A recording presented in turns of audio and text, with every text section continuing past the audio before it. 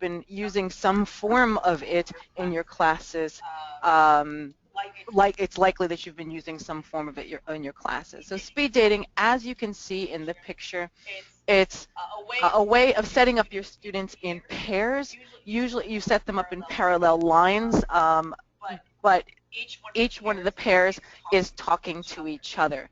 Now, you can see that I've created a diagram of round 1, round 2, and round 3. And basically what that's showing is how partners change, or how each pair changes partners. So you start out looking at the little red dot and the blue dot. And everybody else is a pair of students. So this is your class, and you can set up as many groups as you need to, depending on your students. We'll talk about that a little bit later.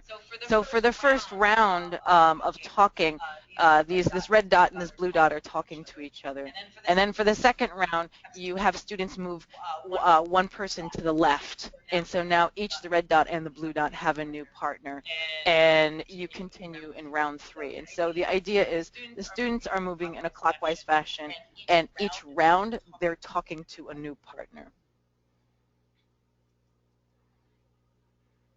Right. The goals of speed dating, or actually the goals of this specific webinar are two.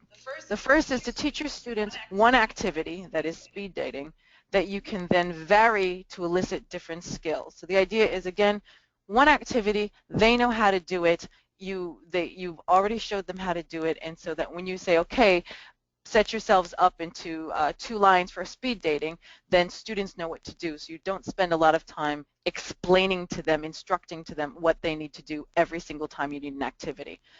And so you can use this one activity to do a number of different things. The second goal is to show that you can provide your students with more student-centered yet guided talk time. So students spend more time talking, but you can still know what's going on.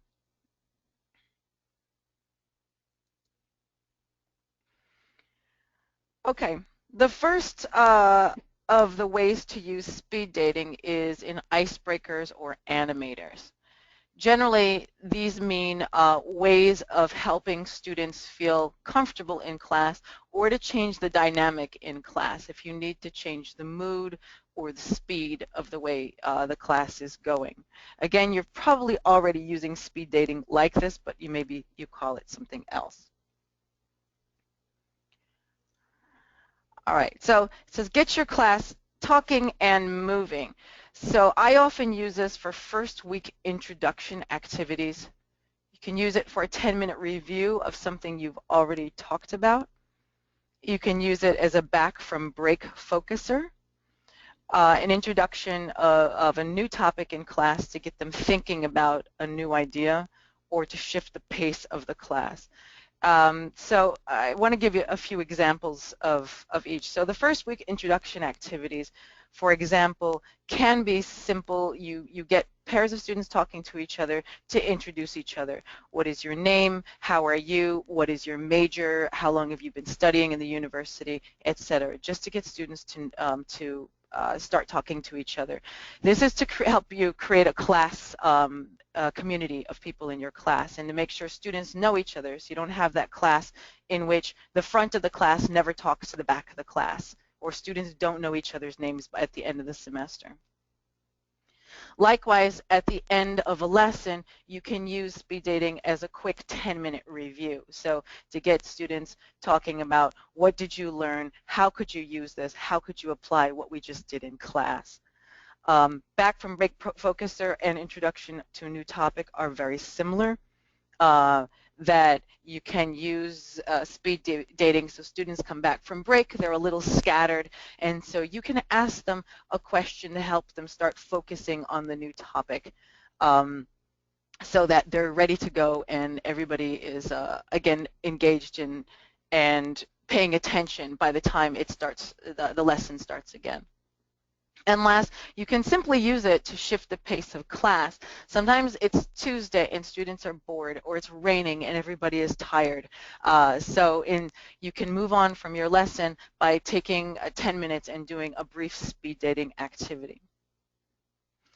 So another way of using this for in your for introductory activities, I sometimes use it as an informal speaking diagnostic. So the idea is a lot of the times we don't have time to give them a speaking diagnostic, but we can use this introductory, hi, how are you, what's your major, how are you doing, to listen to students' grasp of vocabulary, their grasp of idioms, their grasp of pronunciation. The focus in this case is on getting students talking. So for these icebreakers, keep corrections to a minimum. All you want to do is to get students talking to each other.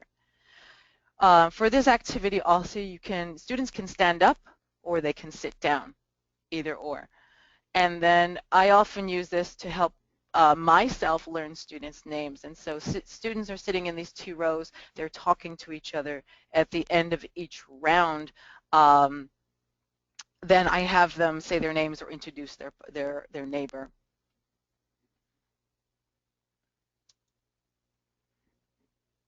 Okay. The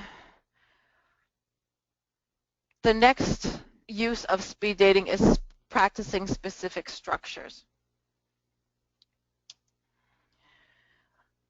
So this is a form of a communicative drill. You can use this type of format to teach or review specific grammar structures, specific vocabulary structures. You can use sentence frames if you teach the TOEFL IBT. So for the speaking section of the TOEFL IBT, or for students to have a better grasp of common expressions.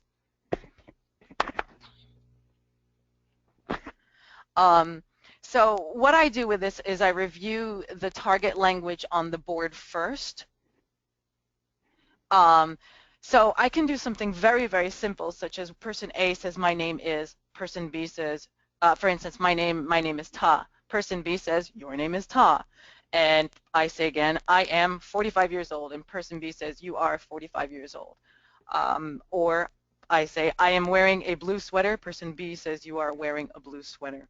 You can make these negative. You can you can work on any structure that students are focusing on. So again, a grammatical structure that you want them to repeat and repeat and repeat. A talks to B, they switch. A talks to B, they switch. So you notice I put a note that says right-hand line starts first, so different students start first. So each time students talk to each other, there's A and then there's B, and then students change their partners.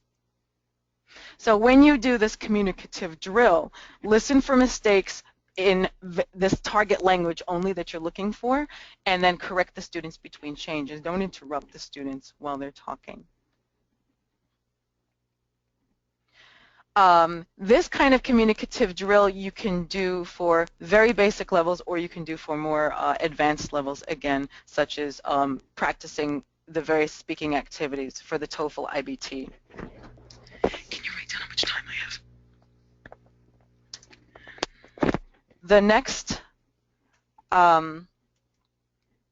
The next use of speed dating is improving fluency. So you might have used speed dating as a traditional 3-2-1, but we're going to talk about the various uses.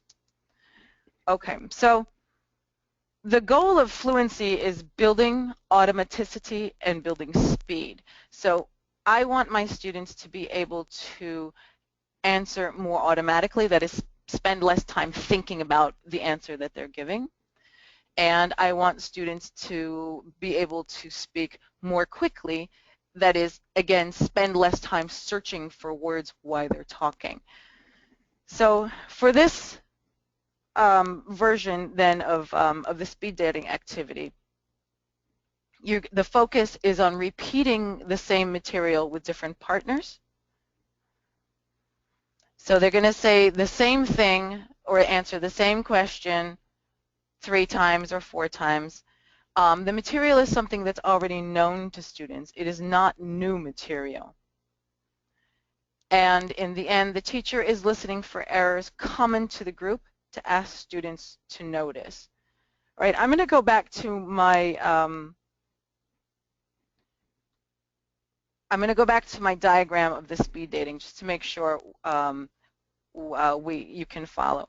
All right, so for round 1 of my speed dating, I decide a specific amount of time. So for this fluency activity, for example, I might give my students 30 seconds to answer a specific question. And so the question can be, again, as simple as you need it to be or as complicated as you need it to be. The student can, just as long as students, it's not new information for students. Students already know the vocabulary. Students are familiar with the grammatical structures.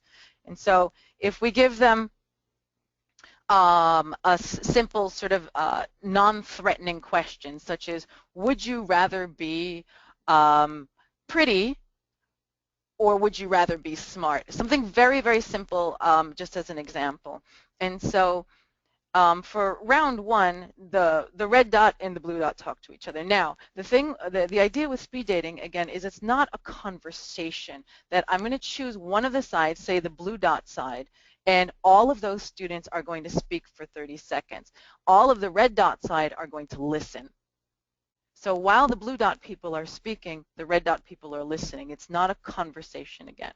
After the 30 seconds are up, bing, then the red dot people have their 30 seconds to say their same answer to the same question.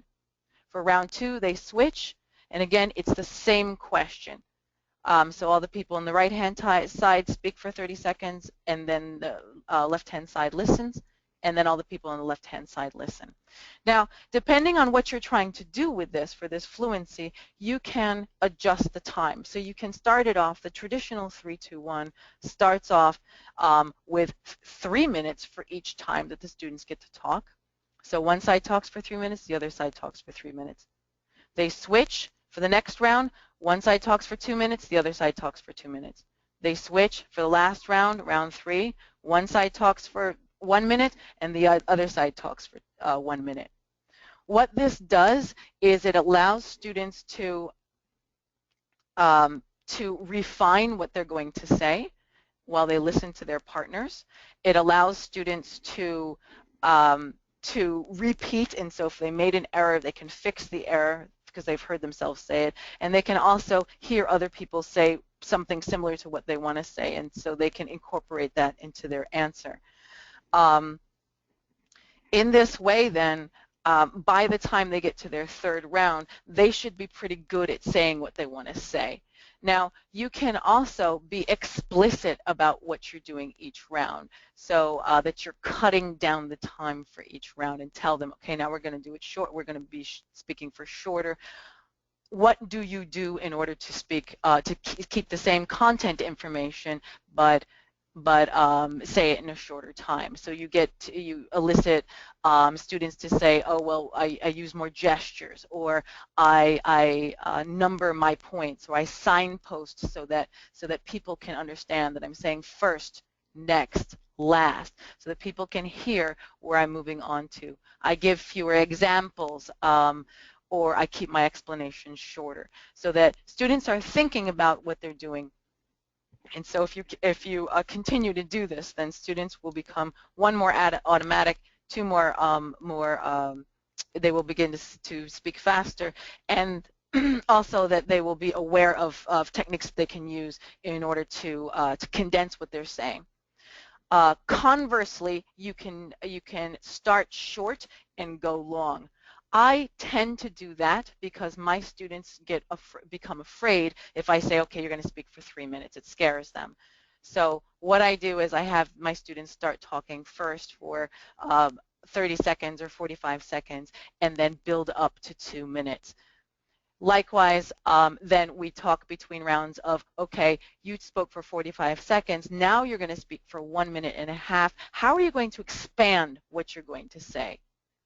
and get them to tell you that they provide more examples, they provide more details for each example, they slow down, etc.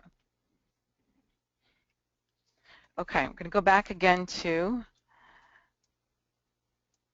our improving fluency. Okay, so as you see in the blue box on the right-hand side, that you can change the speaking times to suit you and your students' needs.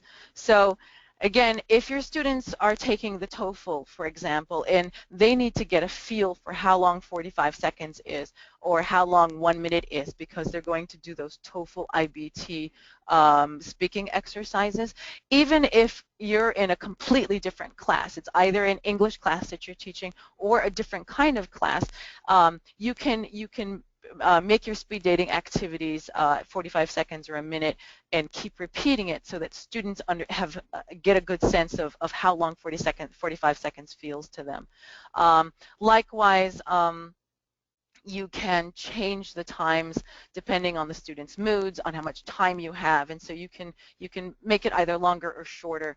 You can make every round the same amount of time, or you can make rounds longer or shorter. This is going to be up to you, what you need as a teacher and what you think your students need either at that moment or for long-term goals. Again, illicit ways of stretching out or condensing talk. Be explicit about that for your students, meaning talk about it directly with them. How can you do this? What steps do you take in order to give yourself to speak longer or to shorten what you're speaking? Also, ask them, why are we doing this? Explicitly discuss the purpose with students. Students will ask you, man, I already talked about this once or twice or 3 times. Why do I have to repeat myself? Why are we doing this again? This is boring. Actually, my students don't usually say this is boring. They usually say, why are we doing this again? But because they're confused, like many students really they have the idea that they're performing and they want to do something original, and so they feel that when they talk to a new person, they want to talk about a different topic. And so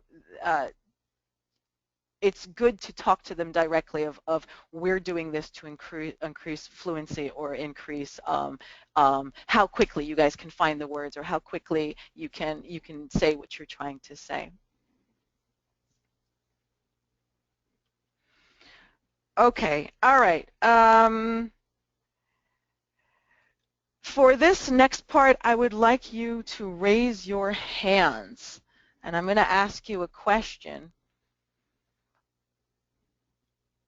for you to raise your hands. All right, my question is, how many of you have your students do presentations in class? Again, whether you're an English teacher or whether you're a teacher of a different subject, or if you're a student in your own classes, how many of you have to do presentations? Just raise your hand, click the hand raise.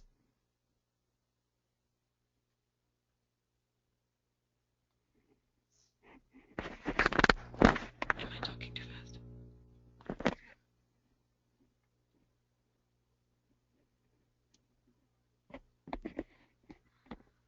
All right, the numbers are going up. It seems like we're looking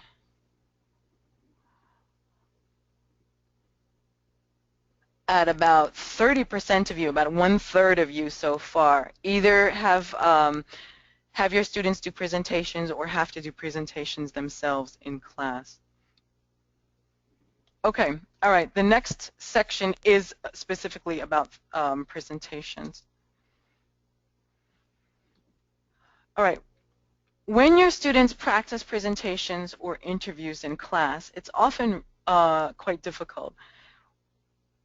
A lot of times what happens is you have your students do that presentation on, if they're beginning level students, something such as a country. They have to do a report on a country or a city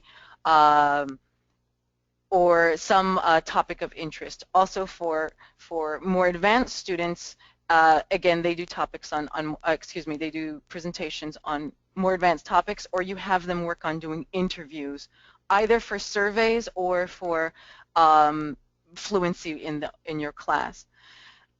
Speed dating will give you a way of having a guided alternative or an addition to group work for your presentations.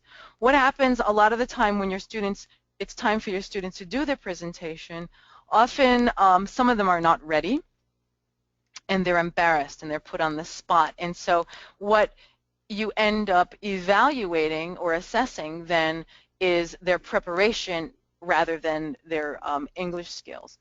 Other students will speak only to you as the teacher. And so if you have a class of many students, this one student who's giving the presentation will direct his or her presentation only to you, the teacher. And the rest of the class ends up getting distracted. They stop paying attention. So that's when you start to have problems, like the students pull out their cell phones or they begin to talk to each other on the side, and it ends up being sort of the presentation ends up being sort of a private conversation between the teacher and the one student who's presenting.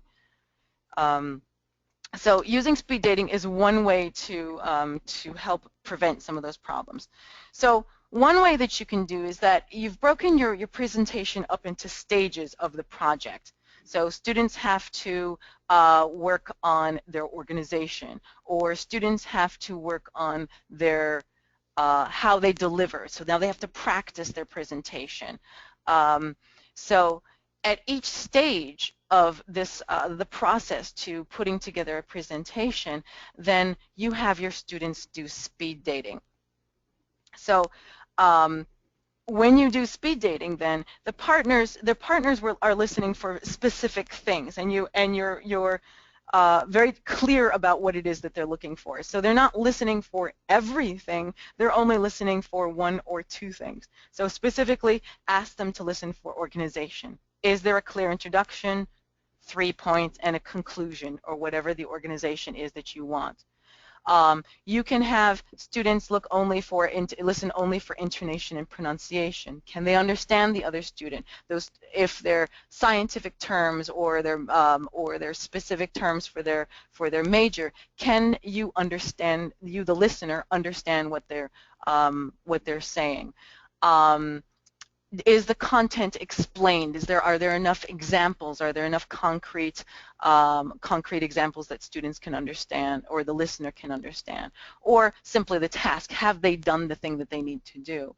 So again, at each stage of your presentation, you have students do speed dating to talk to each other, and at the end of each round, you include a feedback round so that the listener talks to the speaker to say what you did well and what you can improve. This helps their critical thinking on both sides, and it helps students recognize that what they're working on is a process, and that that they're not going to do it perfectly first time, and that in a sense practice is good for them, and practice will help them with what they're doing. So in your blue box on your side, it says it discourages procrastination. So since you're breaking down each step and that students are forced to talk to each other, they're more likely to talk to a peer or to work with a peer sometimes than they are with you, the teacher. So that at each stage then, that helps that student complete the stage, and so that by the time the presentation is actually due, they're done with the presentation, they've finished all the stages. It improves organization. If somebody else can listen to it and say, hey, I didn't hear your second point, then that will help students improve their presentation. It also, again, allows to see that practice improves delivery. Many students are focused on being original, and they don't want people to hear what they have to say before they say their presentation, or they want to practice by themselves. But it helps them a great deal to practice with somebody else in front of them. It also allows students to work on their technique, whatever it is, without the nervousness of being in front of the entire class by themselves or speaking to the teacher. This way they're speaking to a peer, and it helps them work out the content or the delivery before they actually have to do it in front of the whole class. It also encourages community spirit. That is, other people in the class have heard you, they're interested in you, they've given their feedback about it, they're invested in what you have to say. And when that happens, they are more likely to listen to the person's presentation when it comes time to present it in front of the class and be supportive of each other rather than waiting for each other to finish talking so the next person can go. Also, you can use this to work on note-taking skills if you have advanced students, so that the students, while one person is talking, the listener is taking notes and can report back what they heard that person say.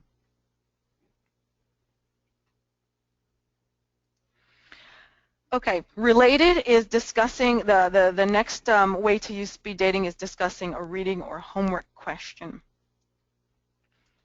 It's a good way for students to explore ideas.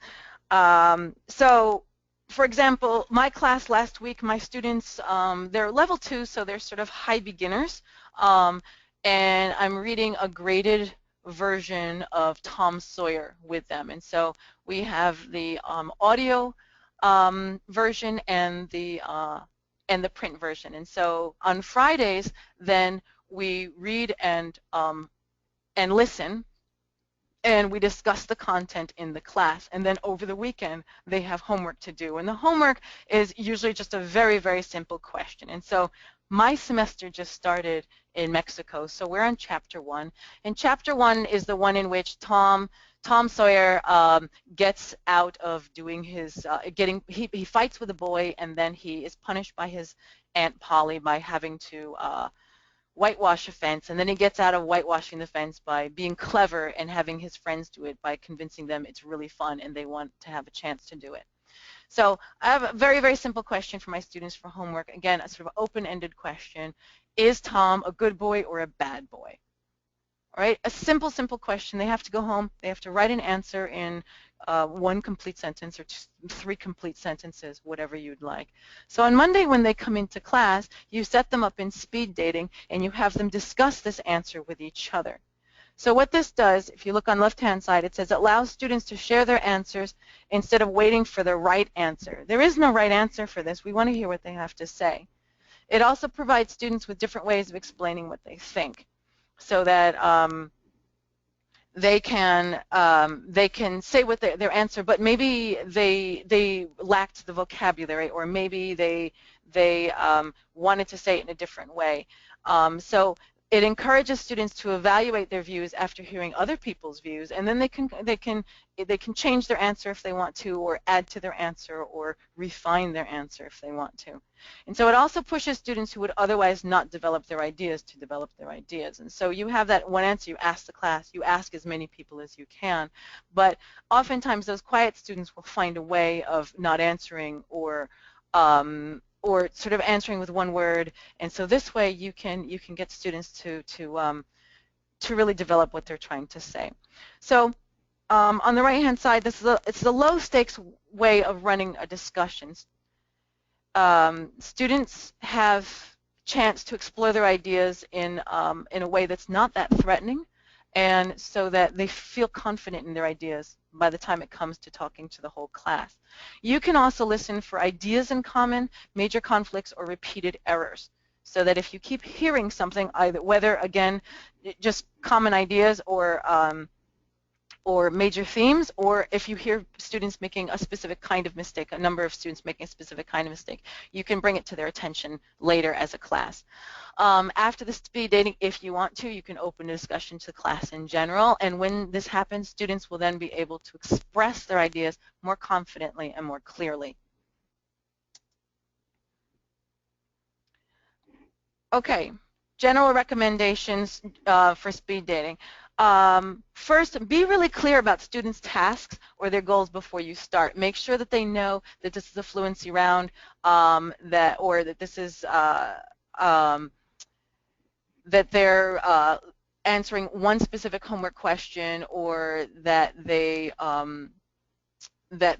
just talking to each other, and they don't have to worry about errors. Also, remember that speed dating is structured talk. It's not a conversation. You can use it as such if you wish, but just make sure that the students understand that either one side is talking and the other side is listening, or it is a conversation if you want to make it a conversation. All right, so generally speed dating is a low impact form of mini speeches. Um, so that means that no one, including the teacher, interrupts when students are talking. And so if you hear errors, if you're listening for a specific error and you hear that mistake, then hold that for yourself, and then between the round, then you can write them on the board and bring them to students' attention.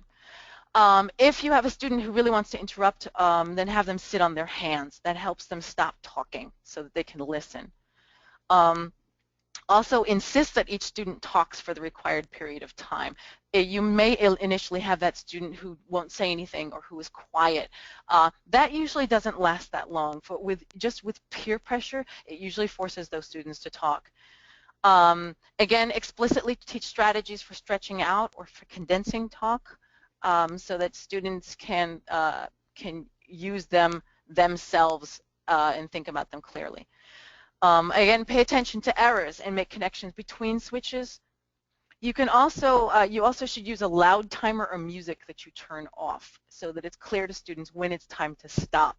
Um, so that you're not just saying, stop, excuse me, hey guys, that they really know when it's time. Again, it helps them set their internal timers. They know how long it is they can speak.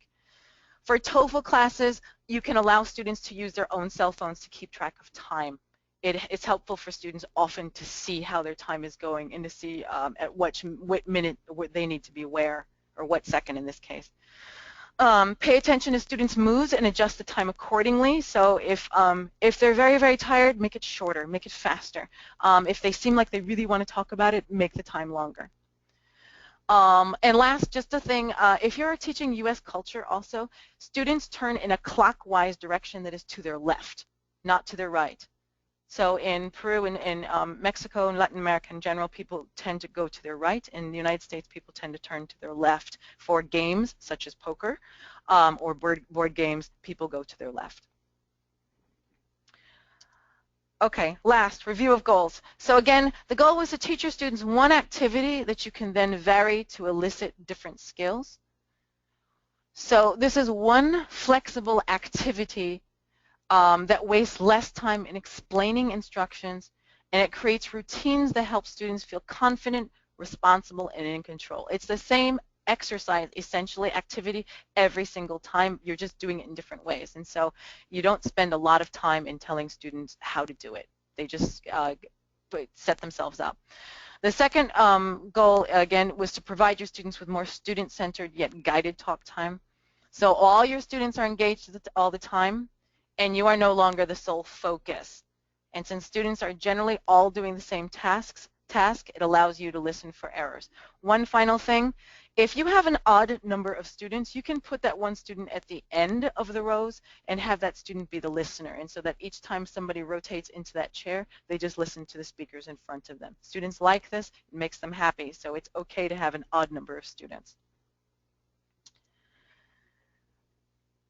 All right, at the end of this, I've also included a number of useful links for speaking so that you can go on these internet sites. They're free, obviously, so that you or your students can go on these and practice expressions or listening to interviews between people or Live Mocha, the last one, is an interactive language course. So that either you or your students can practice their speaking when they're outside of class. All right, for a last poll, sorry, not a poll, hand raising, just briefly, how many of you, with a show of hands, how many of you think that you can now use more speaking in or using the speed dating activity, you can incorporate more speaking in this class using some of these activities? Please raise your hand.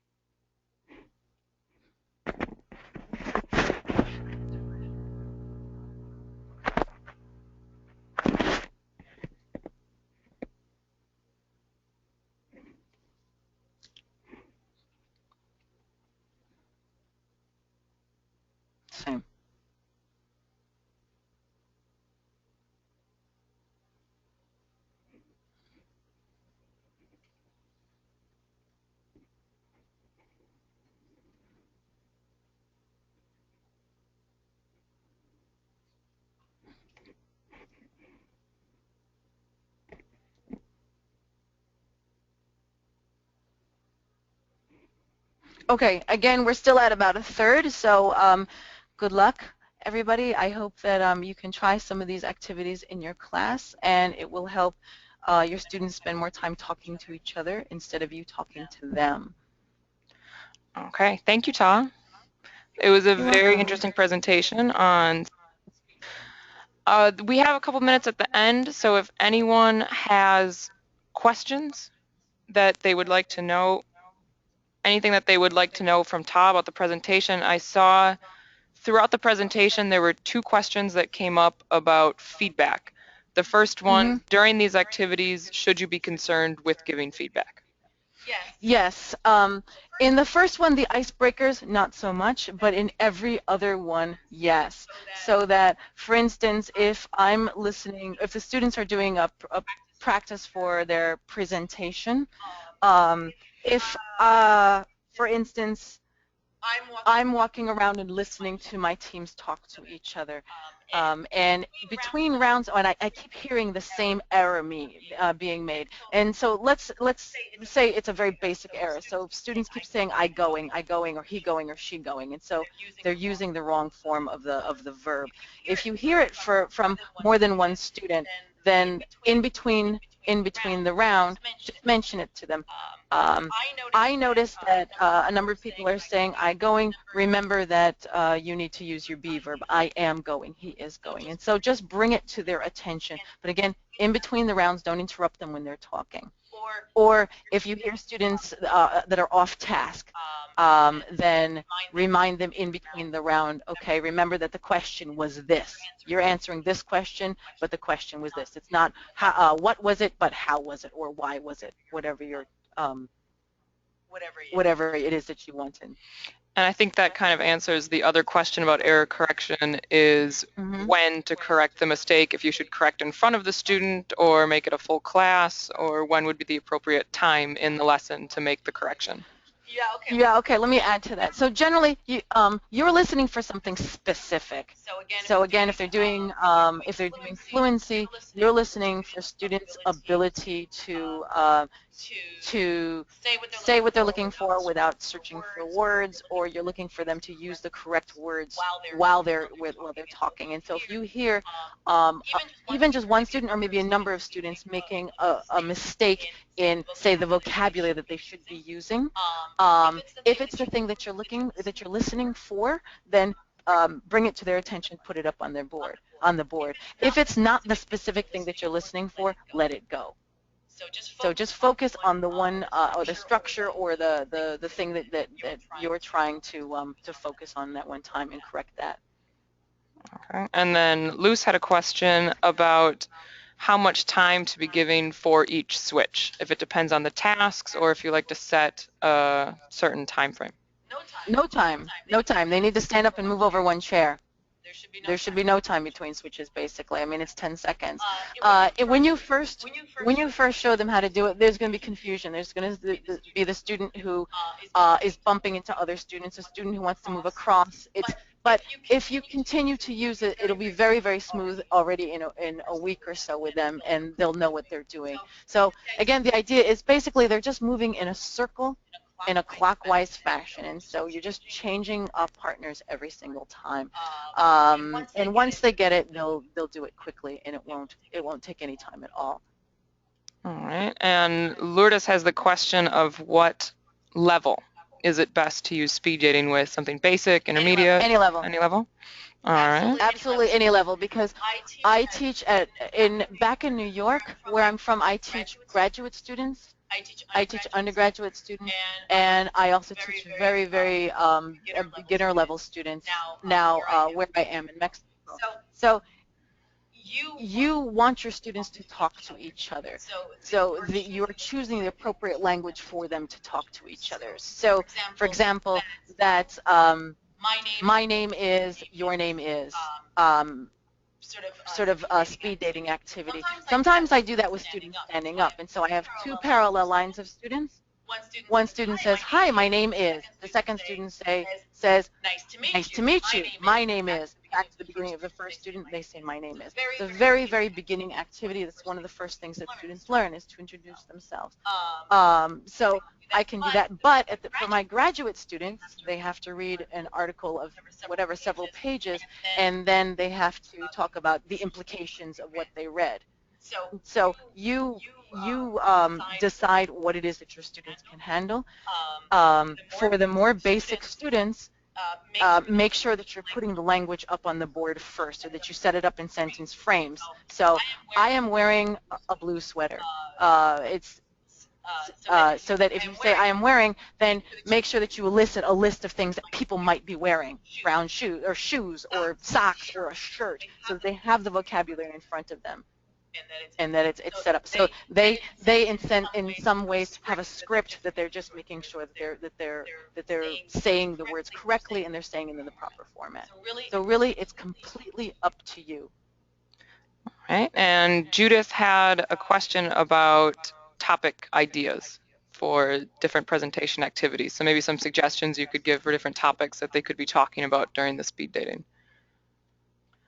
Okay, there are lots of sites about questions you can ask, but generally my topics come from whatever the topic is that we're working on, meaning that if we have a book, for example, the book that I'm working from is we have a unit that we're working on in these 2 weeks, and they're talking about giving directions, for example. That's in the unit, and so I would use that vocabulary, those sentence structures, the imperative form, whatever we're using from the chapter. If you need questions such as icebreaker questions, you can go online and Google icebreakers, and you will find 1.5 million icebreaker type questions, lists and lists and lists and lists of them. I would recommend, however, I would recommend that your lessons, or that your speed dating is related to your lesson, that it's not simply an activity like a dinámica. You know what I mean? It's not just simply an activity to have fun or to do something different. That's good sometimes to do, but usually it's something that you're using to reinforce what you're already doing in your daily lessons. And so it's part of what they're doing, and it's a way of helping students process what they're doing and to get off the page and start talking to each other. And I think that answers Willie's question as well, which is about what to do if students maybe are not as familiar with the topic and don't have as much to say. Again, be careful, be clear for yourself what it is that you're trying to do in this specific round of speed dating. If you're doing a fluency activity, students should be familiar with the topic. That's the point of the fluency activity, because that way students will be able to talk about it. So again, if you've been talking this entire week about clothing, then your speed dating will be about clothing, about what students wear, or what do you like to wear, or something like that. If that's a fluency activity. If this is a new topic for them, then you need to do some brainstorming and do some work on the board before students talk. So if you're introducing a new topic, for example, then you can ask students open-ended questions. For instance, you're starting a new unit in let's say travel or something, and so you can ask students topics, open-ended questions such as, have you ever traveled to another country before, or would you like to travel to another country, or what is hard about traveling, or what is easy about traveling, or something like that. That's an open question. So the questions often ask them about what they think, what their opinion is of something, rather than ask them for the correct answer. You're not looking for them to be right or wrong. You're trying to just encourage them to speak to each other. All right, and Carlos wants to know if it's possible to use pictures, to incorporate the use of pictures in any of these. Oh, absolutely. Yes, absolutely, absolutely. I've used pictures all the time. And so, for example, one activity that you can do that's simply a speaking activity is I give my students a picture. It could be a picture of anything, and they can all have the same picture, they can all have different pictures, however it is that you want to do with it. And Again, it can be something related to your book or out of your book. It can be something that's just something that you found on the internet, or any kind of picture. And they need to, for example, explain what's happening in this picture to your partner, or would you like to live here, if it's a landscape or a house, or what do you think of what's happening in the picture.